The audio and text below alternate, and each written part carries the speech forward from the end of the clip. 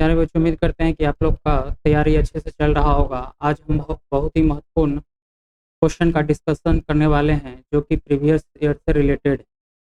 अगर आप इस क्लास को अंत तक देखते हैं, हम ये इंश्योर करते हैं कि इस कंसेप्ट से रिलेटेड अगर आपके एग्जाम में किसी भी टाइप का क्वेश्चन आता है तो आप क्या कर सकते हैं, बना सकते हैं।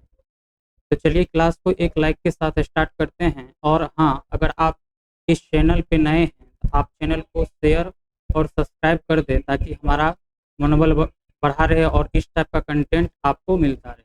तो चलिए क्लास को एक लाइक के साथ स्टार्ट करते हैं, ध्यान से देखते चलिएगा। आज बहुत ही महत्वपूर्ण क्वेश्चन का हम डिस्कशन करने वाले हैं। तो आप यहाँ देख पा रहे होंगे, ध्यान से देखते चलिएगा। आज जो फर्स्ट क्वेश्चन है वो क्या है, ध्यान से देखते चलिएगा। क्या क्वेश्चन है कि यदि ए बी सी समांतर श्रेणी में, क्या है, ए बी सी समांतर श्रेणी में है और a plus B by two का वैल्यू यदि x के बराबर है और b plus C by two का वैल्यू किसके बराबर है, y के बराबर है, तब आपसे पूछा जा रहा है कि x प्लस वाई का वैल्यू क्या होगा। ध्यान से देखते चलिएगा। ये किसका क्वेश्चन है, सीक्वेंस एंड सीरीज का क्वेश्चन। यहाँ क्या दिया हुआ है कि ए बी सी, ये ए बी सी जो है वो किस में है, एपी में। और जब हम नंबर सिस्टम पढ़ा रहे थे उसमें हम क्या किए थे, सीक्वेंस एंड सीरीज पढ़ाए थे। हम क्या बताए थे कि अगर ए बी सी क्या है, एपी में है, इसका मतलब क्या हुआ कि टू बी का जो वैल्यू होगा वो किसके बराबर होगा, ए प्लस सी के बराबर होगा। क्लियर है। इसका मतलब क्या है कि बी का जो वैल्यू होगा वो किसके बराबर हो जाएगा, A plus C by two के बराबर होगा। यह हम कहाँ से बता रहे हैं, जब हम सीक्वेंस एंड सीरीज पढ़ाए थे नंबर सिस्टम में, उस समय में हम समांतर श्रेणी का कुछ प्रॉपर्टी बताए थे कि इसको आपको क्या करना, ध्यान में रखना है। अगर आप इस प्रॉपर्टी को ध्यान में रखते हैं तो क्या कर सकते हैं, इस चैप्टर से रिलेटेड अगर किसी भी टाइप का क्वेश्चन आएगा तो बना सकते हैं। तो जिन किसी भी बच्चे को समांतर श्रेणी में या गुणोत्तर श्रेणी में या हरात्मक श्रेणी में किसी भी टाइप का प्रॉब्लम है तो आप क्या कर सकते हैं, नंबर सिस्टम का थ्योरी वाला क्लास देख सकते हैं। अगर आप ये देखिएगा, थ्योरी का क्लास देखते हैं, हम ये इंश्योर करते हैं कि सीक्वेंस एंड सीरीज से रिलेटेड अगर आपके एग्जाम में किसी भी टाइप का क्वेश्चन आता है तो वो जो क्वेश्चन होगा वो आपका छूटेगा नहीं। तो ध्यान से देखते चलिएगा। हम क्या बता रहे हैं कि अगर A B C A P में है, इसका मतलब क्या है कि टू बी का जो वैल्यू होगा वो किसके बराबर होगा, ए प्लस सी के बराबर होगा। और क्वेश्चन में क्या दिया हुआ है कि ए प्लस बी का जो वैल्यू है, ए प्लस बी बाई टू का जो वैल्यू है वो किसके बराबर है, एक्स के बराबर। और आपको क्वेश्चन में क्या दे रखा है कि B plus C by two का जो वैल्यू है वो किसके बराबर है, वाई के बराबर। तो टारगेट क्या है कि एक्स प्लस वाई का वैल्यू निकालना। इसका मतलब एक्स प्लस वाई का वैल्यू निकालना है तो हमको क्या करना है, एक्स के जगह पे हम क्या रख सकते हैं, ए प्लस बी बाई टू रख सकते हैं, प्लस वाई के जगह पे क्या रख सकते हैं, B plus C by two रख सकते हैं। ये किसके बराबर हो जाएगा, एक्स प्लस वाई के बराबर हो जाएगा। अब यहाँ देखिए, यहाँ भी दोनों का हर क्या है, समान है। इसका मतलब ऊपर वाले को हम क्या कर सकते हैं, जोड़ सकते हैं। ये क्या हो जाएगा, A plus B plus C by two equal to क्या हो जाएगा यहाँ पे, एक्स प्लस वाई। इसका मतलब एक्स प्लस वाई का जो वैल्यू है वो किसके बराबर आ गया, यहाँ देखिए बी प्लस बी क्या हो जाएगा, टू बी हो जाएगा। और ए प्लस सी क्या हो जाएगा, ए प्लस सी हो जाएगा, अपॉन में क्या हो गया, टू। और अभी आप क्या निकाल रहे हैं कि यदि A B C A P में है तो टू बी का जो वैल्यू होगा वो किसके बराबर होगा, ए प्लस सी के बराबर होगा। इसका मतलब क्या कि जहां आपको ए प्लस सी दिख रहा है उसके जगह पे आप क्या पुट कर सकते हैं, टू बी पुट कर सकते हैं। तो क्या हो जाएगा, X plus Y equal to two B plus two B upon में टू। अब बताइए एक्स प्लस वाई का जो वैल्यू आ रहा है वो किसके बराबर आ रहा है, two B plus two B क्या हो जाएगा, फोर बी अपॉन में टू। तो ये इससे ये कैंसिल होकर के क्या हो जाएगा, टू बी हो जाएगा। तो एक्स प्लस वाई का जो वैल्यू है वो क्या हो जाएगा, टू बी के बराबर हो जाएगा। हम यहाँ क्या लॉजिक लगाए हैं कि अगर A B C A P में है, इसका मतलब क्या कि टू बी का वैल्यू किसके बराबर होगा, ए प्लस सी के बराबर होगा। और क्वेश्चन में क्या दिया हुआ है कि A plus B by two का वैल्यू किसके बराबर है, एक्स के बराबर है। B plus C by two का वैल्यू किसके बराबर है, वाई के बराबर है। तो एक्स प्लस वाई का वैल्यू हम निकाल लिए। और एक्स प्लस वाई का जब हम वैल्यू निकाले तो उसमें एक टर्म आया ए प्लस सी, और उस ए प्लस सी के जगह पे हम क्या पुट कर दिए, टू बी पुट कर दिए। और जैसे ही टू बी पुट किए तो आपको एक्स प्लस वाई का जो वैल्यू है वो किसके बराबर निकल करके आया है, टू बी के बराबर आया है। तो इसका मतलब क्या, इसका आंसर क्या हो जाएगा, टू बी हो जाएगा। तो ऑप्शन नंबर बी जो है आपका क्या है, करेक्ट। नेक्स्ट क्वेश्चन देखते हैं, ध्यान से देखते चलिएगा। क्या कह रहा है कि चार सिक्के उछाले जाते हैं तब किसी पर शीर्ष ना आने की प्रायिकता क्या होगी। अब ध्यान से देखते चलिएगा, प्रायिकता को ही क्या कहते हैं, प्रायिकता को ही क्या कहते हैं, प्रोबेबिलिटी कहते हैं। प्रोबेबिलिटी जो होता है वो किसके बराबर, प्रोबेबिलिटी इक्वल टू जो होता है वो किसके बराबर होता है, तो एन ई अपॉन में एन एस के बराबर होता है। मतलब क्या, पॉसिबल आउटकम अपॉन में total outcome, possible outcome upon में टोटल आउटकम।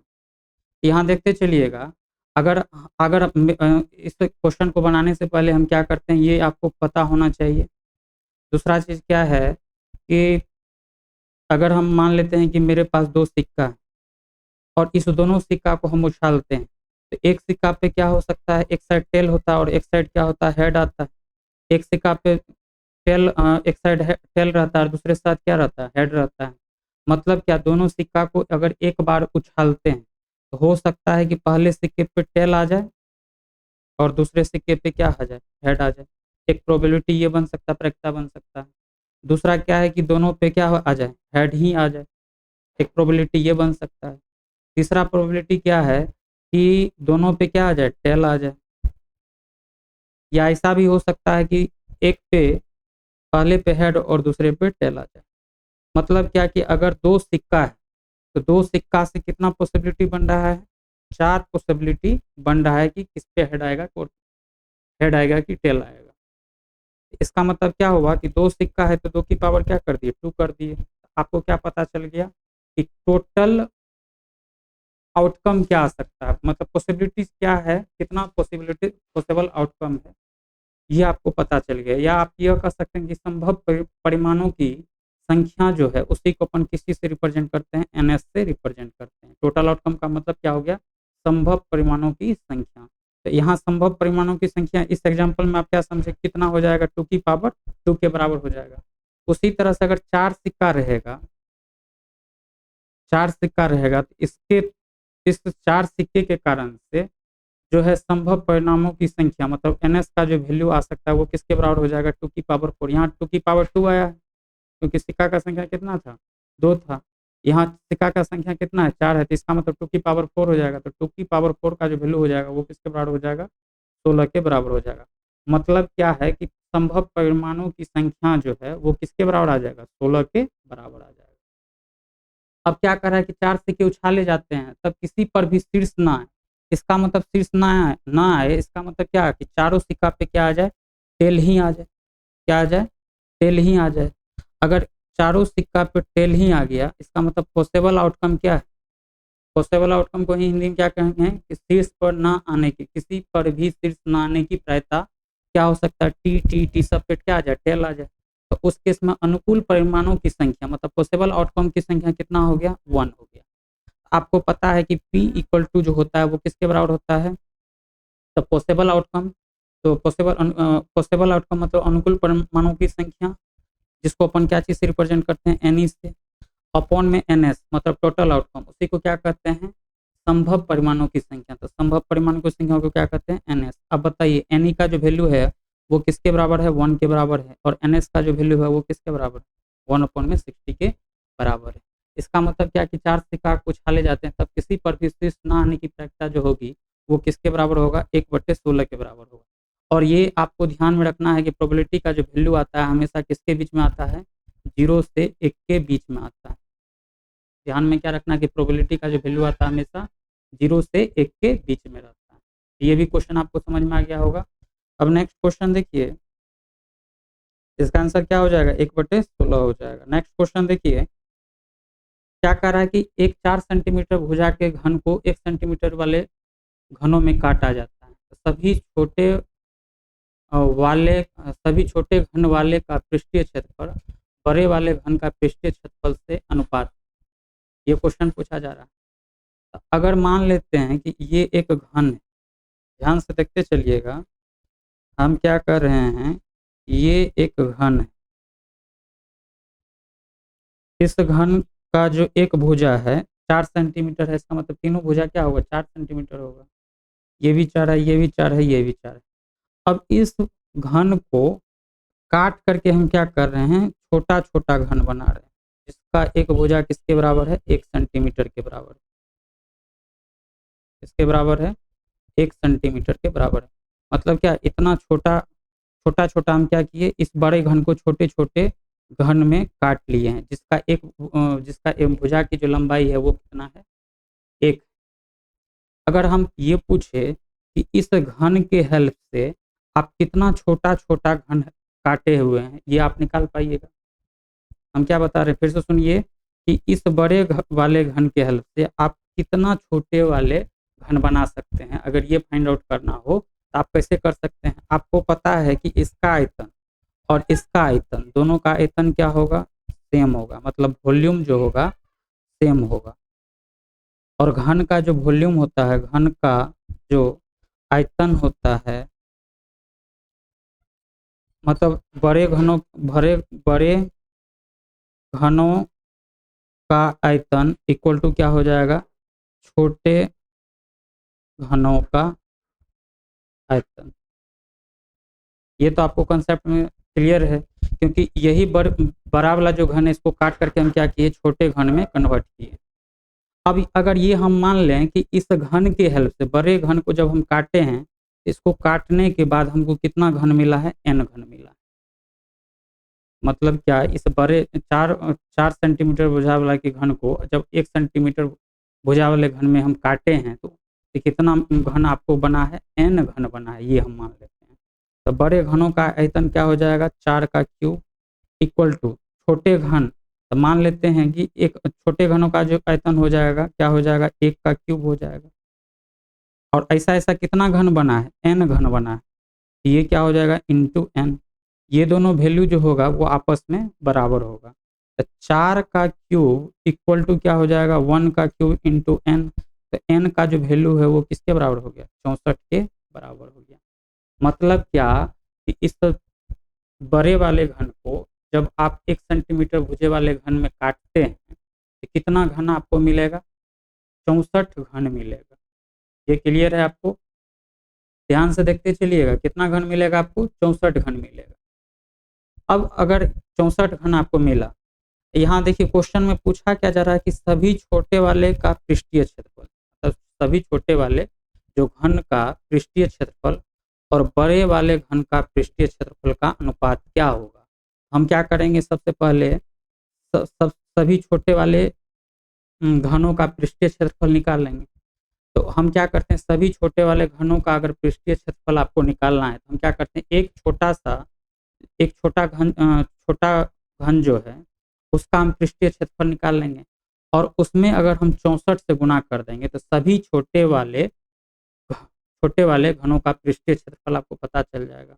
मतलब क्या, इस सभी छोटे वाले घनों का पृष्ठीय क्षेत्रफल जो होगा वो किसके बराबर हो जाएगा। अब आपको पता है कि घनों का पृष्ठीय क्षेत्रफल जो होता है वो किसके बराबर होता है, 6 गुना भुजा स्क्वायर के बराबर होता है। यहाँ ऐसा ऐसा कितना है, एक का है 6 गुना भुजा स्क्वायर, तो ऐसा ऐसा कितना घन है, 64 है। तो 64 का पृष्ठीय क्षेत्रफल क्या हो जाएगा, 64 गुना 6 गुना भुजा स्क्वायर। अब बताइए, छोटे वाले घनों का भुजा का साइज क्या है, 1 है, तो 1 का स्क्वायर। ये आपको पता चल गया। अब आपको बड़े वाले घनों का पृष्ठीय क्षेत्रफल अगर निकालने के लिए कहेगा तो क्या हो जाएगा, 6 गुना भुजा स्क्वायर।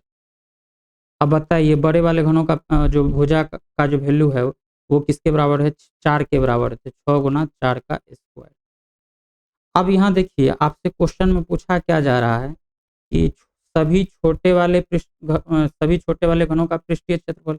तो सभी छोटे वाले घनों का पृष्ठीय क्षेत्रफल कितना निकालें, 64 गुना 6 गुना 1 का स्क्वायर अपॉन में क्योंकि रेशियो पूछ रहा है, अपॉन में क्या दिया हुआ है, बड़े वाले घनों का पृष्ठीय क्षेत्रफल। तो बड़े वाले घनों का पृष्ठीय क्षेत्रफल क्या है, 6 गुना 4 का स्क्वायर, तो 4 गुना 4 लिख सकते हैं। तो इस 6 से ये 6 कैंसिल हो गया। अब दो दो दूनी 4, 32 दूनी 64, इससे ये 16 से कट जाएगा। अब ये इससे कितना टाइम्स में कट जाएगा, 4 टाइम्स में कट जाएगा। तो ये क्या आया, 4:1 आया। इसका मतलब क्या है कि सभी छोटे वाले पृष्ठीय क्षेत्रफल और बड़े वाले घन का पृष्ठीय क्षेत्रफल का जो अनुपात होगा वो किसके बराबर होगा, 4:1 के बराबर होगा। तो उम्मीद करते हैं कि ये भी क्वेश्चन आपको समझ में आ गया होगा। नेक्स्ट क्वेश्चन देखिए,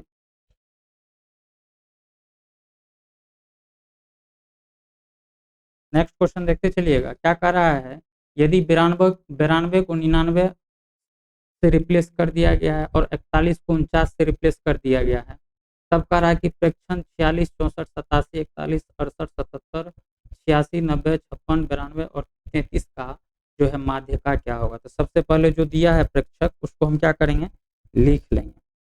फ्रैक्शनों को हम क्या करेंगे, लिख लेंगे। तो लिख ले रहे हैं 46, 64, 87, 41, 68, 77, 86, 90, 56, 92 और 33, सभी फ्रैक्शनों को हम क्या किए हैं, लिख लिए।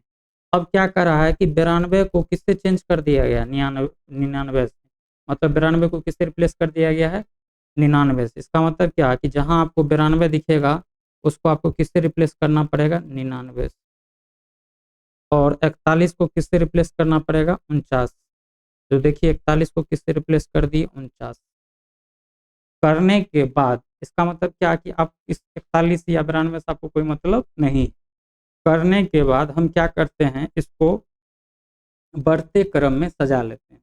इस फ्रैक्शन के मानों को जब हम बढ़ते क्रम में सजाते हैं या बढ़ते क्रम में लिखते हैं, जब इसको आप बढ़ते क्रम में लिखिएगा तो देखिए सबसे पहले क्या आएगा, सबसे छोटा क्या है, 33। उसके बाद क्या आएगा, 33 के बाद क्या आ सकता है, देखते चलिए 46। 33 के बाद क्या आएगा, 46 आएगा। और 46 के बाद जो है क्या आ जाएगा, 35 है क्या,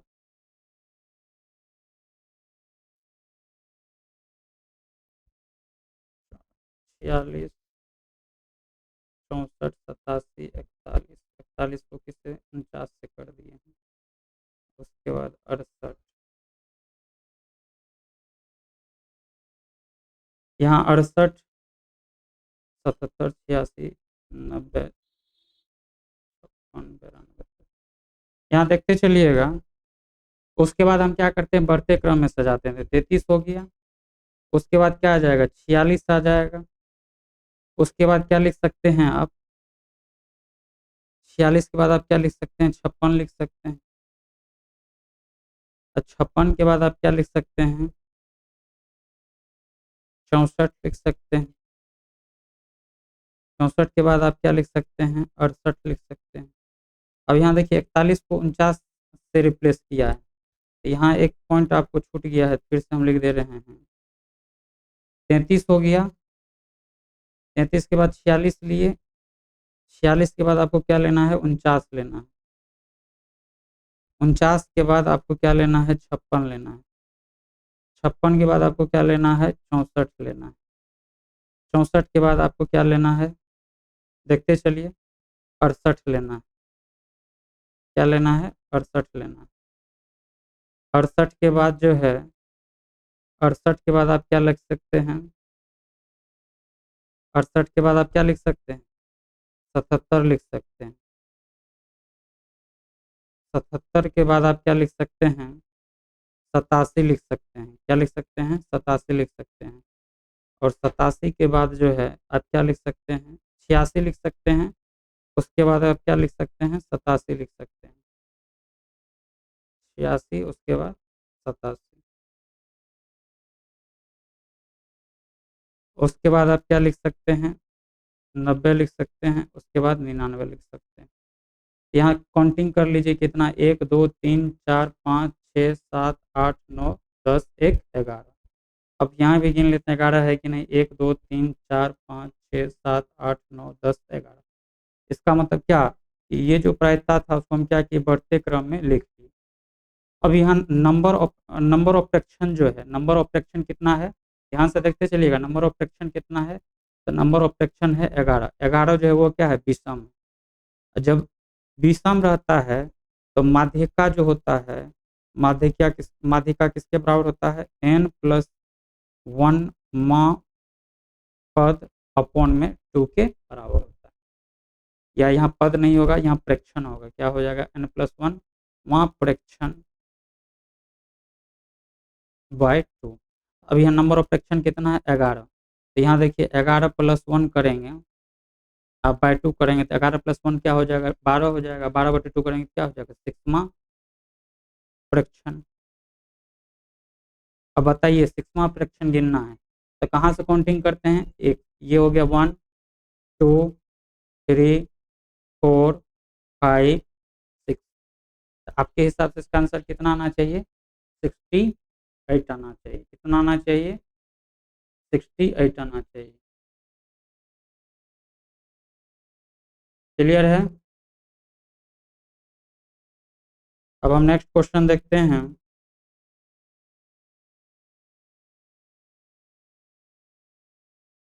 यहाँ ध्यान से देखते चलिएगा, क्या करा कि यदि 3,2 से होकर एक रेखा 3x - ky = 6 जाए तो k का मान क्या होगा। अब यहाँ ध्यान से देखते चलिएगा, अगर ये पॉइंट है जिसका कोऑर्डिनेट क्या है, 3,2 है, अगर इस पॉइंट से एक लाइन पास कर रहा है जिसका इक्वेशन क्या दे रखा है, 3x - ky = 6 दे रखा है। इसका मतलब क्या कि अगर इस पॉइंट से ये लाइन पास कर रहा है, इसका मतलब ये पॉइंट इस लाइन पे लाई कर रहा है।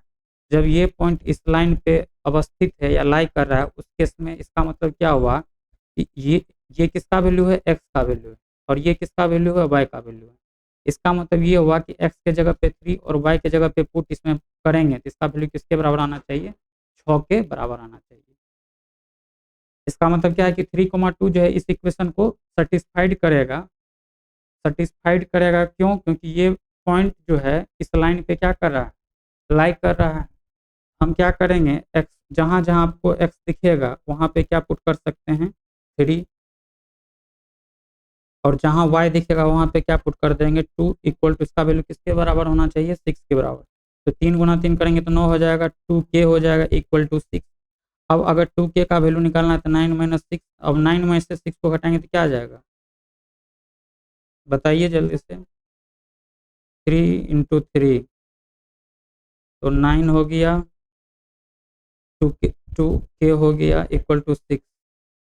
तो 9 में से 6 गया तो 3 हो गया। तो k का जो वैल्यू होगा वो क्या हो जाएगा, कैलकुलेशन एक बार देखते हैं फिर से, क्या दिया हुआ देखते चलिएगा कैलकुलेशन।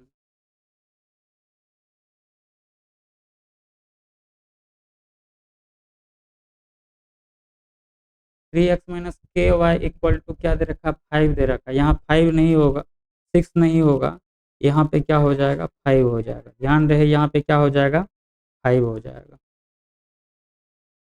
ठीक है, इसका मतलब यहाँ भी क्या हो जाएगा, क्वेश्चन सही कर लीजिएगा। कह रहा है कि यदि 3,2 से होकर एक रेखा 3x - k y = 5 जो है पास कर रहा है, तब उस केस में पूछा जा रहा है कि के का मान क्या होगा। तो इसको बनाने के लिए हम क्या लॉजिक बताए हैं कि यदि कोई भी लाइन किसी भी पॉइंट से किसी पार्टिकुलर पॉइंट से पास कर रहा है, इसका मतलब क्या, वो पॉइंट उस लाइन पे क्या है, लाइक करता है, मतलब अवस्थित है।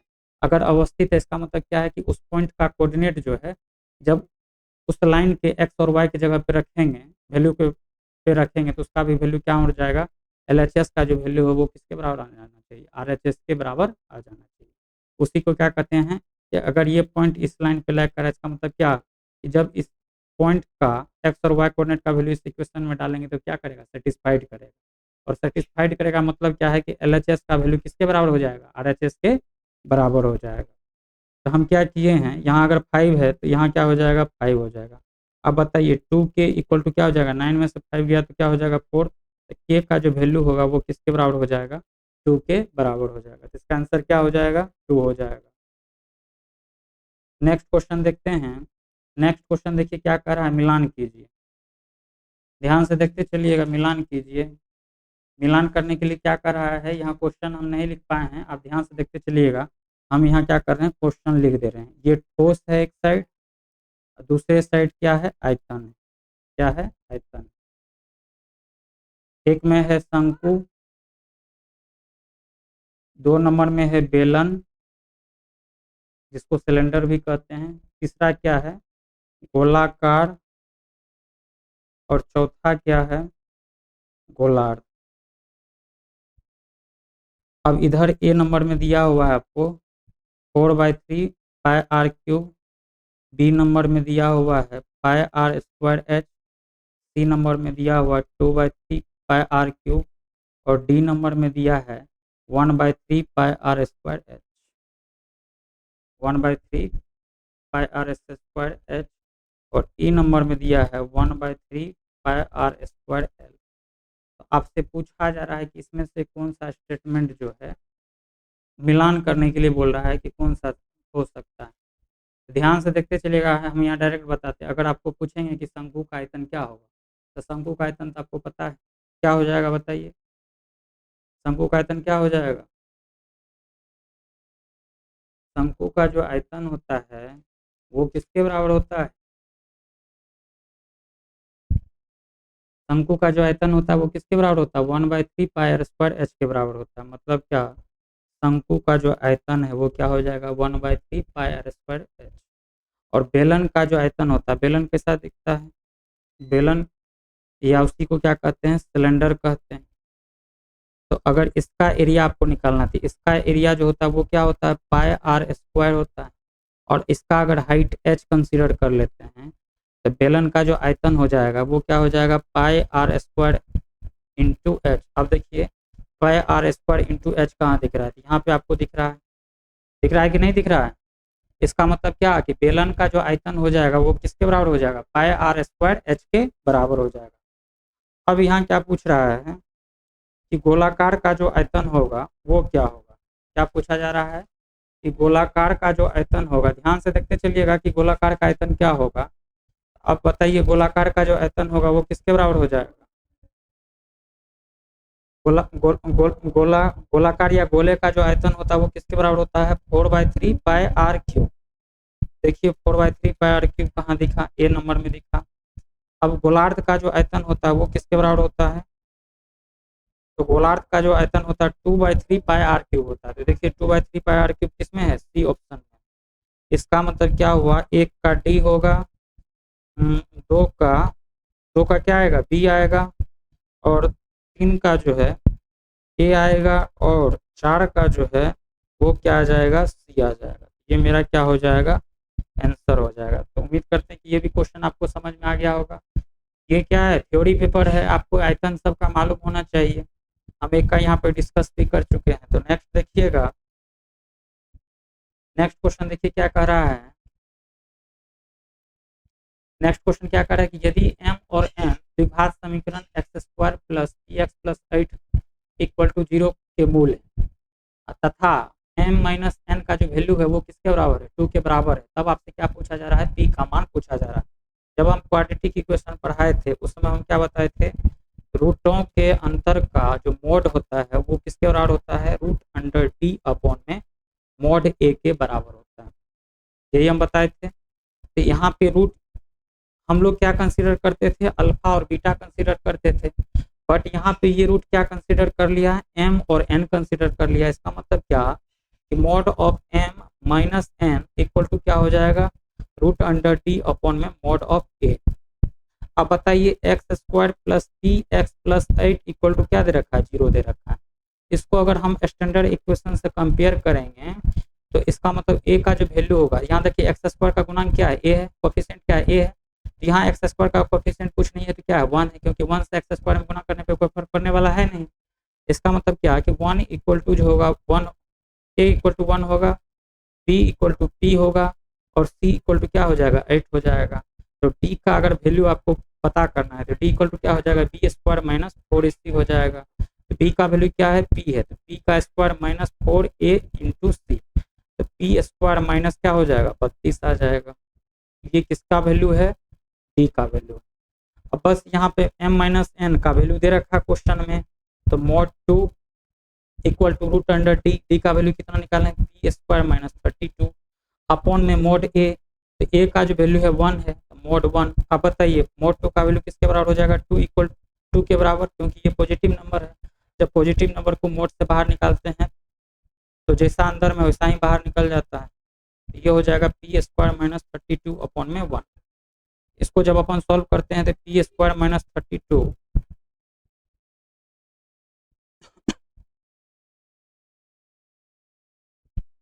का अंडर रूट इक्वल टू क्या हो जाएगा, 2 हो जाएगा। अब ये स्क्वायर इधर जाएगा तो क्या हो जाएगा, रूट हो जाएगा, P square minus 32 equal to क्या हो जाएगा, 4 हो जाएगा। तो पी स्क्वायर इक्वल टू क्या हो गया, 36। तो पी का जो वैल्यू होगा वो किसके बराबर होगा, प्लस माइनस 6 के बराबर हो जाएगा, क्योंकि 36 का रूट किसके बराबर हो जाएगा, प्लस माइनस 6 के बराबर हो जाएगा। एक मेथड तो ये हो गया। दूसरा मेथड आप इसी क्वेश्चन को कैसे बना सकते हैं, हम इसी क्वेश्चन को दूसरे मेथड से बना रहे हैं, ध्यान से देखते चलिएगा। एक तो मेथड ये हो गया, अब इसी क्वेश्चन को हम क्या करेंगे, दूसरे मेथड से बनाएंगे। तो दूसरा मेथड भी देख लीजिए।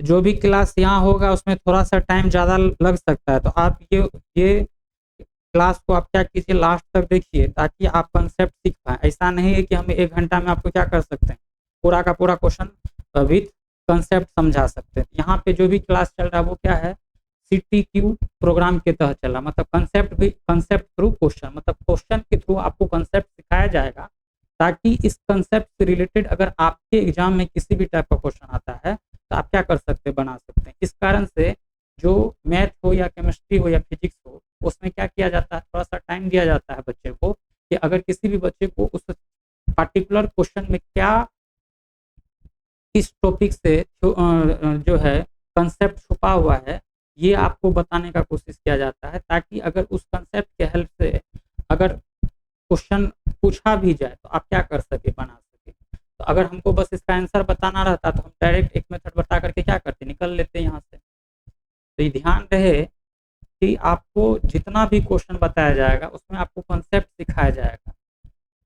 कंसेप्ट थ्रू क्वेश्चन, मतलब क्वेश्चन को सॉल्व करते हुए आपको क्या किया जाएगा, कंसेप्ट भी सिखाया जाएगा। देखिए नेक्स्ट दूसरा मेथड जो है इसका, आप क्या कर सकते हैं, यहाँ देखिए, अगर ये क्वाड्रेटिक इक्वेशन, ठीक है, ध्यान से देखते चलिएगा, अगर ये क्वाड्रेटिक इक्वेशन है तो इसका, और इस क्वाड्रेटिक इक्वेशन का एक रूट m है और दूसरा रूट क्या है, n है, इसका मतलब m प्लस n का जो वैल्यू होगा वो किसके बराबर होता है, अल्फा प्लस बीटा का वैल्यू किसके बराबर होता है, माइनस b बाय a के बराबर। b की जगह पे यहाँ क्या है, p है, b की जगह पे क्या है, p है, तो माइनस p अपॉन में 1, और अल्फा इंटू बीटा मतलब m इंटू n का जो वैल्यू होगा c बाय ए, तो c का वैल्यू क्या है 8 अपॉन में क्या हो जाएगा 1, ये हो गया 8 अपॉन में 1। अब बताइए m प्लस n का वैल्यू किसके बराबर है, माइनस p के बराबर, और m इंटू n का जो वैल्यू है वो किसके बराबर है, 8 के बराबर। और क्वेश्चन में दे रखा है कि m माइनस 2 का वैल्यू आपको क्या दे रखा है, 2 के बराबर। तो आपको पता है, क्या पता है कि m माइनस n का होल स्क्वायर जो होता है वो किसके बराबर हो जाएगा, m प्लस n का whole square minus 4m n के बराबर हो जाएगा। मतलब m माइनस n जो होगा वो किसके बराबर हो जाएगा, बताइए, रूट अंडर, या यहाँ रूट रहने दीजिए, आप इसको अभी क्लियर कर लेते हैं। अब बताइए m माइनस n का होल स्क्वायर किसके बराबर हो जाएगा, m प्लस n का होल स्क्वायर माइनस 4mn के बराबर हो जाएगा। तो mn का तो वैल्यू क्वेश्चन में दे रखा है 2, तो 2 का square equal to m plus n का वैल्यू क्या निकाले हैं, p, माइनस p का whole square minus 4 into mn का वैल्यू किसके बराबर है, 8 के बराबर। तो p square minus 32 equal to क्या आ गया, 4, तो p स्क्वायर इक्वल टू क्या हो गया, 4 प्लस 32। अब बताइए p स्क्वायर का अगर वैल्यू 36 के बराबर है तो p का जो वैल्यू होगा रूट अंडर 36 होगा, और रूट अंडर 36 का वैल्यू क्या हो जाएगा, प्लस माइनस 36 के बराबर हो जाएगा। तो उम्मीद करते हैं कि ये भी क्वेश्चन आपको समझ में आ गया होगा। अब हम नेक्स्ट क्वेश्चन देखते हैं, इसका आंसर क्या हो जाएगा, प्लस माइनस 6 हो जाएगा। नेक्स्ट क्वेश्चन देखिएगा, नेक्स्ट क्वेश्चन क्या दिया हुआ है कि एक कमरे में प्रत्येक व्यक्ति दूसरे व्यक्ति से हाथ मिलाता है, और हाथ मिलाने की कुल संख्या जो है वो किसके बराबर है, 45 के बराबर है। तब आपसे पूछा जा रहा है कि उस कमरे में लोगों की संख्या कितना होगा। तो हम मान लेते हैं, ध्यान से देखते चलिएगा, हम ये मान लेते हैं कमरे में जो है व्यक्ति की संख्या कितना है, x। अगर व्यक्ति की संख्या x है या लोगों की संख्या x है, हाथ मिलाने की कुल संख्या कितना हो जाएगा, हाथ मिलाने की कुल संख्या क्या हो जाएगा, NC2 के बराबर हो जाएगा। किसके बराबर हो जाएगा, NC2 के बराबर हो जाएगा। ये हम कहाँ से लिख पा रहे हैं, ये ध्यान में रहे कि अगर आप प्रोबेबिलिटी पढ़ करके आए हैं, प्रोबेबिलिटी और परमुटेशन एंड कॉम्बिनेशन, तभी ये क्वेश्चन आपसे बनने वाला है, अदरवाइज बनने वाला नहीं है। हाथ मिलाने वाले की कुल संख्या क्या हो जाएगा, यहाँ देखिए हाथ कितना होता है, 2 होता है, यहाँ NC2 ले लीजिए, ठीक है। कितना है, नंबर ऑफ व्यक्ति क्या है, n है, और उसके पास हाथ कितना है, 2 है, तो NC2 हो गया हाथ मिलाने वालों की संख्या। अब क्या कर रहा है कि आपको क्या पता है कि हाथ मिलाने वालों की संख्या कितना होना होगा, यदि व्यक्ति की संख्या x होगा तो NC2, बट क्वेश्चन में क्या दे रखा है कि हाथ मिलाने वालों की संख्या कितना है, 45 के बराबर है। इसका मतलब ये दोनों आपस में क्या हो जाएगा, बराबर हो जाएगा। अब टारगेट आता है कि NC2 को सॉल्व कैसे किया जाता है। NC2 इक्वल टू हम क्या लिखते हैं, फैक्टोरियल n अपॉन में, इसको r कहते हैं। यहाँ देखिए हम NCR लिख देते हैं। NCR को जो सॉल्व करते हैं, फैक्टोरियल n अपॉन में factorial r into n minus r का फैक्टोरियल लिखते हैं। अब फैक्टोरियल क्या होता है ये ध्यान में रखिएगा। 3 का फैक्टोरियल का मतलब क्या हुआ, 3 से उल्टा चलना है, कहाँ तक चलना है, 1 तक चलना है, गुना करके लिख देना। 4 का फैक्टोरियल का मतलब क्या होता है, 4 से उल्टा चलना, 4 गुना 3 गुना 2 गुना 1। 5 का फैक्टोरियल पूछता है क्या हो जाता है, 5 गुना 4 गुना 3 गुना 2 गुना 1। ये इसका क्या है, ये फैक्टोरियल है। ये भी आपको समझ में आ गया होगा। और इसका एक शॉर्टकट क्या है कि अगर आपसे पूछेंगे कि आप ये बताइए कि n यहाँ 3C5 का वैल्यू, 3C2 का वैल्यू बताइए, 3C2 का वैल्यू बताइए। तो आप या तो इस फॉर्मूला का यूज करके आप इसका वैल्यू निकाल सकते हैं। तो क्या हो जाएगा, फैक्टोरियल 3 अपॉन में r की जगह पे क्या है, फैक्टोरियल 2 इंटू 3 में से 2 गया तो क्या हो जाएगा, फैक्टोरियल 1। अब 3 को क्या लिख सकते हैं, 3 गुना 2 गुना 1 अपॉन में 2 को क्या लिख सकते हैं, 2 गुना 1, 1 को क्या लिख सकते हैं 1। तो ये 2 से 2 कैंसिल हो जाएगा, तो क्या बचा, 3 बचा। मतलब 3C2 का वैल्यू किसके बराबर आ जाएगा, 3 के बराबर हो जाएगा। या आप ऐसा कर सकते हैं, अगर 3C2 का वैल्यू निकालना है तो 3 को क्या करना है, 2 बार ओपन करना है, 3 गुना 2, 3 गुना 2, 2 बार ओपन कर दिए, घटते क्रम में ओपन कर रहे हैं और उसको गुना कर दे रहे हैं। अपॉन में क्या हो जाएगा, 2 का फैक्टोरियल। अब बताइए 2 का फैक्टोरियल क्या हो जाएगा, 2 इंटू 1, तो 2 से 2 कैंसिल, इसका वैल्यू क्या आ जाएगा, 3 आ जाएगा। ये आपको बेसिक समझ में आ गया होगा। अब हम क्या करते हैं, यहाँ देखिए कि NC2 का जो वैल्यू है वो किसके बराबर है, 45 के बराबर है। तो आपको टारगेट क्या है कि n का वैल्यू निकालना है, क्योंकि NC2 का वैल्यू किसके बराबर है, तो 45 के बराबर है। तो अगर NC2 का वैल्यू 45 के बराबर है तो n का वैल्यू निकालें। यहाँ आप n कर लीजिए, ये जो है n है, ठीक है। मान लेते हैं कि कमरों में व्यक्तियों की संख्या कितनी है, n है, और ये भी n है। तो NC2 इक्वल टू क्या हो जाएगा, 45 हो जाएगा। अब इसका अभी हम बेसिक बताएं, इसको क्या लिख सकते हैं, n को कितना बार ओपन करना, 2 बार ओपन करना, घटते क्रम में। n हो गया n से एक कम, तो क्या हो जाएगा, n माइनस 1 अपॉन में 2 का फैक्टोरियल अभी पर क्या है, क्या हो जाएगा, 2। ये क्या आ गया, NC2 का जो वैल्यू है वो किसके बराबर हो जाएगा, n into n minus 1 by 2 के बराबर हो जाएगा। इसको टू क्या हो जाएगा, 45। तो n into n minus 1 equal to 2 गुना 45 करेंगे क्या हो जाएगा, 90। अब बताइए इस 90 को आप क्या लिख सकते हैं, इस 90, ये जो आपको 90 दिख रहा है, इस 90 को क्या लिख सकते हैं, 9 गुना, या आप ऐसा कर लीजिए 10 लिख लीजिए, 10 गुना 10 माइनस 1 लिख लीजिए, क्योंकि 10 में से गया तो 9 हो गया, 9 गुना 10 करेंगे क्या हो जाएगा, 90 हो जाएगा। अब बताइए यहाँ n है तो यहाँ 10 है, यहाँ n है तो यहाँ क्या है, 10। इसका मतलब n का जो वैल्यू होगा जब इस दोनों को कंपेयर करेंगे तो क्या हो जाएगा, 10 हो जाएगा। तो उस कमरे में व्यक्तियों की संख्या कितना है, 10।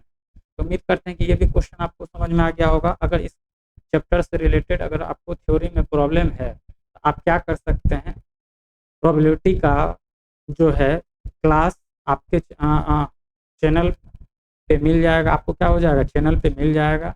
आप उस थ्योरी के पोर्शन को देखिए। अगर उसके बावजूद भी अगर आपको किसी भी टाइप का प्रॉब्लम है तो आप क्या कर सकते हैं, आप हमारे टेलीग्राम ग्रुप से जुड़ करके 1-to-1 क्वेश्चन क्या कर सकते हैं, या किसी भी टॉपिक में प्रॉब्लम है तो वो आप क्या कर सकते हैं, पूछ सकते हैं।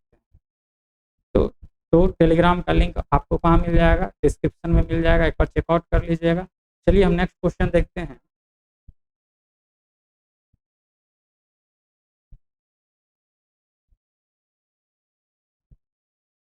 नेक्स्ट क्वेश्चन देखिए क्या कर रहा है कि 10(7) into 1023 into 1039 into 1060 into 1051 into 1067 into 1083 का मान क्या होगा। आप बताइए, ये जो 1050 है इसको क्या लिख सकते हैं आप, ध्यान से देखते चलिएगा। इसको क्या लिख सकते हैं,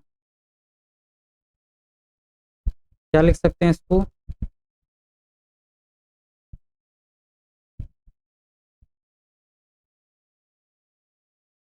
क्या लिख सकते हैं, 1051 को क्या लिख सकते हैं आप बताइए। 51 को आप क्या लिख सकते हैं, 90 माइनस 39 लिख सकते हैं। अब ये जो 1051 को आप क्या लिख दिए, 90 में से 39 को घटा देंगे तो क्या हो जाएगा, 51 हो जाएगा। इसका मतलब 1051 की जगह पे हम क्या लिख सकते हैं, 1090 माइनस 39 लिख सकते हैं। क्लियर है। अब यहाँ ध्यान से देखते चलिएगा, और ये जो 1067 आपको दिख रहा है, इस 1067 को आप क्या लिख सकते हैं, 1090 माइनस 23 लिख सकते हैं। और ये जो 1083 दिख रहा है इसको आप क्या लिख सकते हैं, 1090 माइनस 7 लिख सकते हैं, क्योंकि 90 में से अगर 7 को घटाएंगे क्या हो जाएगा, 83 हो जाएगा। इसका मतलब क्या हुआ कि 10(7) into 1023 into 1039 into 1060 degree into 1051। 1051 को आप क्या लिख सकते हैं, 1090 माइनस 39 इंटू, और 1067 को क्या लिख सकते हैं, 1090 माइनस 23 इंटू 1090 माइनस 7। 83 को क्या लिख सकते हैं, 90 माइनस 7। इतना तक आपको समझ में आ गया होगा। अब यहाँ देखिए ये क्या है, ध्यान से देखते चलिएगा। 10 अगर यहाँ क्या है, विषम संख्या इंटू 90 अब प्लस माइनस थीटा है suppose, plus theta minus theta है सपोज। तो यहाँ देखिए, तो विषम, तो ओड मल्टीपल ऑफ 90 पे या ओड मल्टीपल ऑफ 5/2 पे टी रेशियो क्या हो जाता है, चेंज हो जाता है। ओड मल्टीपल ध्यान में क्या रखना है कि ओड मल्टीपल मतलब विषम गुना 90 होगा या विषम गुना 5/2 होगा, तो उसमें जो है ये जो टी रेशियो ट्रिग्नोमेट्रिक रेशियो 10 है वो किस में चेंज हो जाएगा, क्वाड। तो टी रेशियो क्या हो जाता है, किस पे चेंज हो जाता है, क्वाड मल्टीपल ऑफ 5/2 पे चेंज हो जाता है। यहाँ क्या है, यहाँ 90 के आगे में कुछ नहीं है तो 1 है, तो 1 इंटू 9 90, तो 1 जो है वो क्या विषम संख्या, तो क्या हो गया, विषम इंटू 90 हो गया। तो विषम इंटू 90 पे टी रेशियो क्या हो जाता है, चेंज हो जाता है। कैसे चेंज हो जाता है, तो 10 जो है वो कॉट में चेंज हो जाता है, साइन जो है वो कॉस में चेंज हो जाता है, और सेक जो है वो किस में कोट में चेंज हो जाता है, कोसेक में चेंज हो जाता है। कब, ओड मल्टीपल ऑफ 90 या ओड मल्टीपल ऑफ 5/2। ये चीज आपको ध्यान में रखना है। इसका मतलब क्या है कि 10 किस में चेंज हो जाएगा, कॉट में। यहाँ क्या है 39, तो ध्यान से देखते चलिएगा। 10(7) गुना 1023 गुना 1039 गुना 1060 गुना, यहाँ देखिए 1090 माइनस 39 को क्या लिख सकते हैं, कॉट 39 लिख सकते हैं। अभी बताए हैं कि ओड मल्टीपल ऑफ 5/2 पे कॉट किस में चेंज हो जाएगा, 10 किस में चेंज हो जाएगा, कॉट में। यहाँ एंगल थीटा, यहाँ भी theta, into cot 23 degree into cot 7 degree. अब बताइए 1039 से कॉट 39 क्या हो जाएगा, कट जाएगा, क्योंकि 10 का जो रेसिप्रोकल होता है, उल्टा जो होता है वो क्या होता है, कॉट होता है। और 1060 से जो है, 1060 किसी से नहीं कटेगा, 1060 जो है किसी से नहीं कटेगा। 1023 23 जो है कॉट 23 से कट जाएगा, tan 7 जो है वो किससे कैंसिल हो जाएगा, cot 7 से कैंसिल हो जाएगा। अब बचा क्या, tan 60 बचा, और tan 60 का वैल्यू किसके बराबर होता है, √3 के बराबर होता है। तो उम्मीद करते हैं कि ये भी क्वेश्चन आपसे बन जाएगा और ये समझ में आ गया होगा कि इसका वैल्यू हम कैसे निकाले हैं। बस इसमें क्या ध्यान में रखना है कि ओड मल्टीपल ऑफ π/2 पे क्या होता है, टी रेशियो चेंज हो जाता है। किसमें चेंज हो जाता है, तो tan cot में, sin cos में, sec और cosec। sec जो है किसमें चेंज हो जाता है, cosec। यहाँ देखा क्या 90 के अगर आगे में कुछ नहीं है तो 1 है, तो 1 क्या है, विषम संख्या। तो विषम इंटू 90 पे हमको पता है टी रेशियो चेंज हो जाता है। tan किसमें चेंज हो जाता है, cot। यहाँ एंगल थीटा है तो यहाँ भी थीटा, यहाँ अगर 39 है तो यहाँ भी 39। तो उम्मीद करते हैं कि ये भी आपको क्वेश्चन समझ में आ गया होगा। अब नेक्स्ट क्वेश्चन देखिए, इसका आंसर क्या हो जाएगा, √3 हो जाएगा। नेक्स्ट क्वेश्चन देखिए,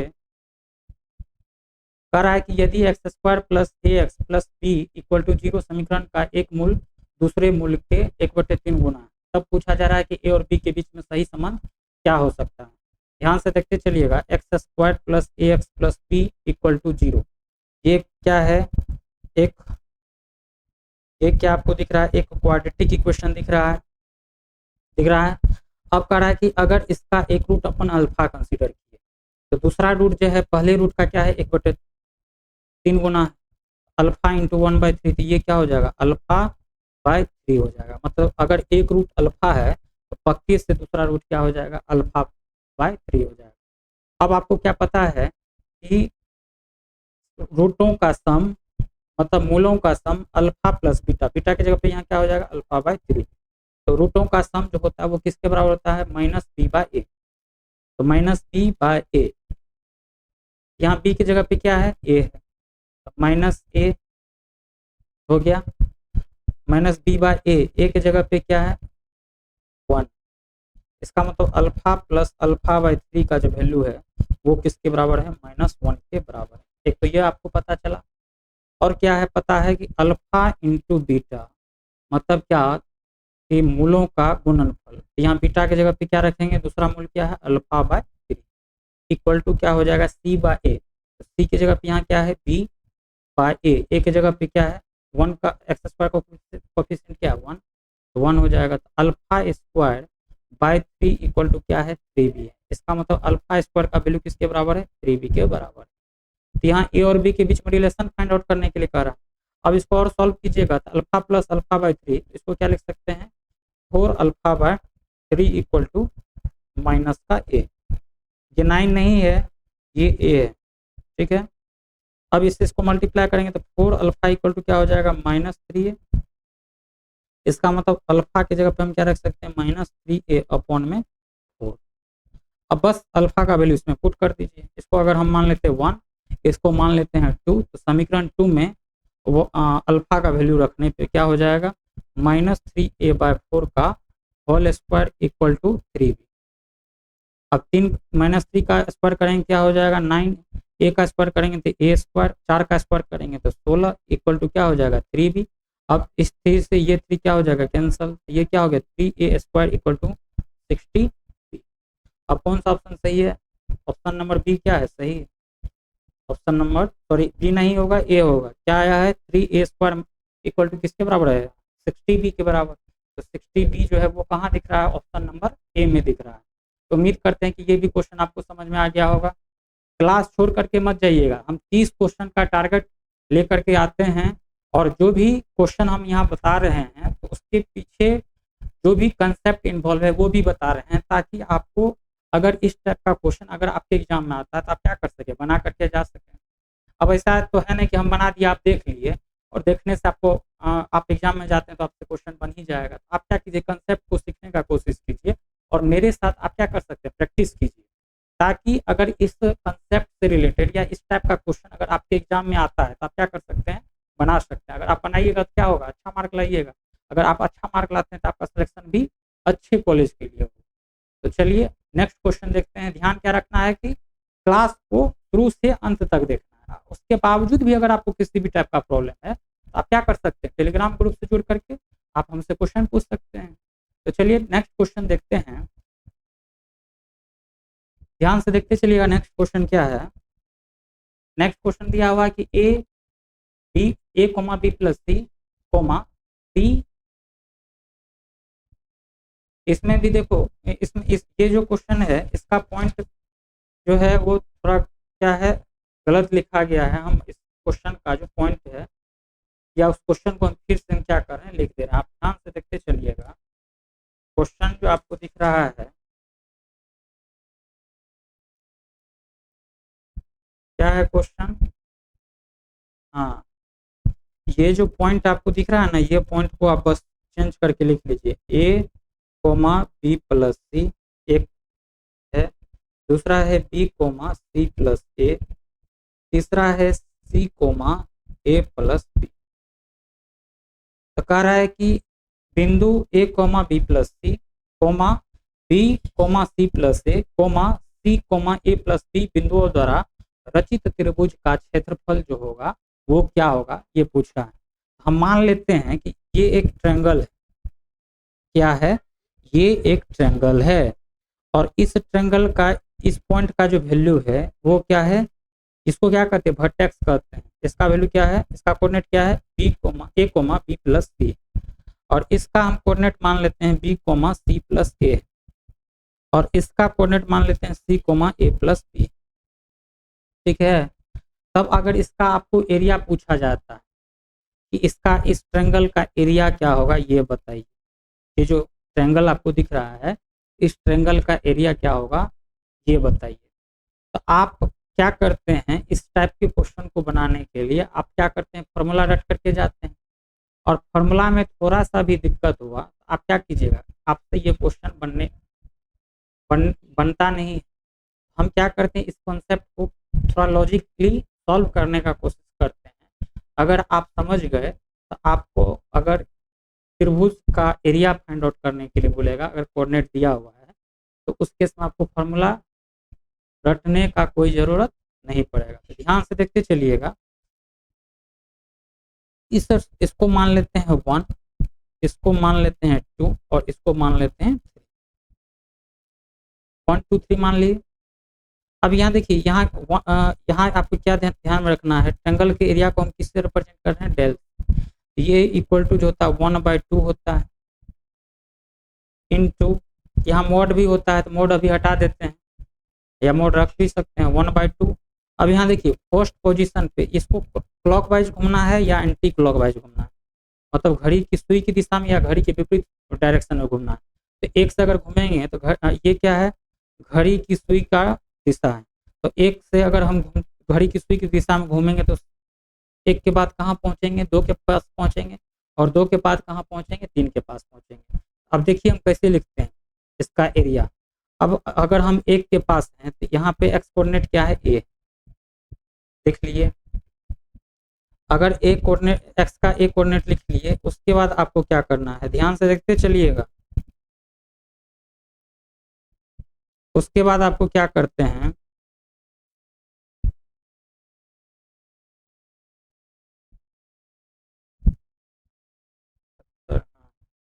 यहाँ ध्यान से देखते चलिएगा। फिर से हम बता रहे हैं, देखिए अगर इसका आपको एरिया फाइंड आउट करना है, एरिया अगर फाइंड आउट करना है तो क्या होता है, 1/2 इंटू। अब देखिए एक यहाँ अगर इस पॉइंट पे जो है 1 पॉइंट पे एक्स कोऑर्डिनेट क्या है, ए लिख ली, और इंटू। अब इस एक के बाद अगर आप घूम करके जाते हैं तो कहाँ पहुँचेंगे, बी के पास पहुँचेंगे। तो बी वाले का क्या लेना है, वाई कोऑर्डिनेट लेना है। तो बी वाले का वाई कोऑर्डिनेट क्या है, ए प्लस बी ले लिए। और इसके बाद कहाँ पहुँचेंगे, सी प्लस ए के पास पहुँचेंगे। सी प्लस ए को हमको क्या करना है, घटा लेना, घटा लिए। अब एक के पास से हम कहाँ पहुँच जाएंगे, 2 के पास पहुँच जाएंगे। अब 2 पे फिर क्या है, 2 का एक्स कोऑर्डिनेट क्या है, सी लिख लिए। अब इनटू, अब सी का जस्ट आगे वाले का वाई कोऑर्डिनेट लिखना है। जस्ट सी के जस्ट आगे वाला का जो वाई कोऑर्डिनेट है वो क्या आपको दिख रहा है, सी प्लस ए माइनस, और इसके जस्ट आगे वाला का कोऑर्डिनेट क्या है, बी प्लस सी। क्लियर है। अब प्लस, अब 2 पे भी पहुंच गया, अब कहाँ पे पहुंचेंगे, 3 पे पहुंचेंगे। तो 3 पे एक्स का कोऑर्डिनेट क्या है, बी इंटू, अब 3 के जस्ट आगे वाला का वाई कोऑर्डिनेट लेना है, तो क्या हो जाएगा, बी प्लस सी माइनस ए प्लस बी, ए प्लस बी। ये जो आपको दिख रहा है ये क्या है, एरिया ऑफ द ट्रायंगल है, क्या है, इस त्रिभुज का क्षेत्रफल है जब आपको ये कोऑर्डिनेट दिया हो। हम इसमें लॉजिक क्या है कि जब आप एक के पास हैं तो एक्स कोऑर्डिनेट, एक का एक्स कोऑर्डिनेट लीजिए और उसके आगे वाले जो दो है उसका आप क्या कीजिए, डिफरेंस ले लीजिए। तो ए प्लस बी का, ए प्लस बी में से हम क्या किए, सी प्लस ए को घटा दिए। अब जब हम 2 के पास पहुंचे तो 2 का एक्स कोऑर्डिनेट क्या है, सी है, तो सी इंटू, अब सी के 2 के जस्ट आगे वाला का वाई कोऑर्डिनेट क्या है, सी प्लस सी, तो सी प्लस ए लिख लिए, यहाँ पे देख सकते हैं। अब माइनस इसके जस्ट आगे वाला तो बी प्लस सी को घटा दिए। अब हम जब 3 पे पहुंचते हैं तो 3 का जो है एक्स कोऑर्डिनेट क्या है, बी है, तो बी को लिख लिए इंटू, और 3 के जस्ट आगे वाले का वाई कोऑर्डिनेट बी प्लस सी, और इसके जस्ट आगे वाले का वाई कोऑर्डिनेट ए प्लस बी, इस दोनों का आपस में क्या कर लेते हैं, घटा लेते हैं। अब अगर इसको आप घटा करके देखिएगा तो 1/2 इंटू, अब बताइए इस ए से ये एस कैंसिल हो जाएगा, यहाँ क्या बचेगा, बी माइनस सी इंटू, पहले से यहाँ क्या है, ए प्लस, अब बताइए इस सी से ये सी कैंसिल हो जाएगा तो यहाँ क्या बचेगा, सी पहले से है इंटू क्या हो जाएगा, ए माइनस बी, प्लस यहाँ क्या है, बी है, तो बी इंटू, अब इस बी से ये भी क्या हो जाएगा, कैंसिल हो जाएगा, सी माइनस ए हो गया, तो सी माइनस ए। अब इसका अगर वैल्यू निकालते हैं तो क्या हो जाएगा, 1/2 ए इंटू बी करेंगे तो क्या हो जाएगा, A B, minus A into C करेंगे तो क्या हो जाएगा, ए सी, प्लस सी इंटू ए करेंगे तो क्या हो जाएगा, ए सी इंटू बी करेंगे तो क्या हो जाएगा, B C, plus B into C करेंगे तो क्या हो जाएगा, B C, B into A करेंगे तो क्या हो जाएगा, माइनस का बी ए, तो बी सी से बी सी कैंसिल, बी ए से बी ए कैंसिल, ए सी से ए सी कैंसिल, इसका वैल्यू क्या हो गया, 0 हो गया। तो 0 गुना 1/2 करेंगे तो क्या हो जाएगा, 0 हो जाएगा। इसका मतलब क्या है कि इस ट्रायंगल का जो एरिया होगा वो क्या हो जाएगा, 0 हो जाएगा।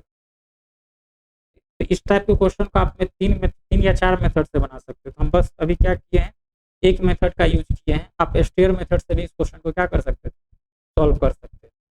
तो ध्यान रहे, आपको बस क्या ध्यान में रखना है, लॉजिक ध्यान में क्या रखना है, यहाँ देखिए आपके बुक में जो थ्योरी दिया हुआ रहता है, क्या दिया हुआ रहता है, यहाँ देखिए हम दिखाते हैं, आपको रहेगा x1 y1 x2 y2 और यहाँ क्या रहेगा x3 और y3। तब आपसे पूछेगा कि इस ट्रायंगल का एरिया क्या होगा। तो देखिए डेल इक्वल टू आप क्या लिखते होंगे, 1/2, यहाँ मोड भी लगाना है बाद में लगा देंगे, 1/2। आप यहाँ देखिए x1 है तो x1 को लिख लिए इंटू, x1 को अगर यहाँ लिख लिए तो इसके जस्ट आगे वाले का y कोऑर्डिनेट, तो y कोऑर्डिनेट क्या है, y2, और इसके जस्ट आगे वाले का y coordinate y3 minus y3। फिर क्या है, क्लॉकवाइज घूम रहे हैं तो 2 पे पहुंचेंगे तो फिर प्लस का x2 इंटू, तो जब यहाँ पे हैं 2x इस पॉइंट पे हैं तो इसके जस्ट आगे वाला जो है क्या है, y3, और इसके जस्ट आगे वाला क्या है, y कोऑर्डिनेट y1, अब प्लस x3, कब, जब हम इस पॉइंट पे पहुंच गए, कहाँ पे, इस पॉइंट पे।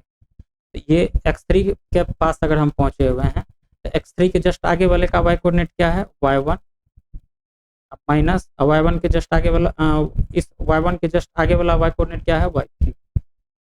यही आपको क्या है, एरिया दिया हुआ रहता है। आपको याद नहीं करना, बस आपको क्या ध्यान में रखना है, ये क्लॉकवाइज ध्यान में रखना है। सर्कल ड्रॉ कर लेना, इसको 1 मान लेना है, इसको 2 मान लेना, इसको 3 मान लेना। घूमना कैसे है, 2 पे घूमना, 1 से 2 उसके बाद 3, या आप एंटी क्लॉकवाइज भी घूम सकते हो, उससे कोई दिक्कत नहीं। अगर इस फिगर को आप ध्यान में रखते हैं तो आपको इस टाइप का अगर आपके एग्जाम में क्वेश्चन आता है तो आप बिना फॉर्मूला को याद किए हुए भी इस क्वेश्चन को क्या कर सकते हैं, सॉल्व कर सकते हैं। तो चलिए हम नेक्स्ट क्वेश्चन देखते हैं, इसका आंसर क्या हो जाएगा, 0 हो जाएगा। नेक्स्ट क्वेश्चन देखिए, अब यहाँ क्या कर रहा है कि शीर्ष से आंशिक रूप से टूटा हुआ फिर अपने आधार से 10 मीटर की दूरी पर सड़क को छूता है और सड़क से 30 का यूनियन कोण बनाता है। कितना का यूनियन कोण बनाता है, तो 30 का यूनियन कोण बनाता है। तो पेड़ की लंबाई जो होगा क्या होगा। अब क्लास को हम यहीं एंड करते हैं।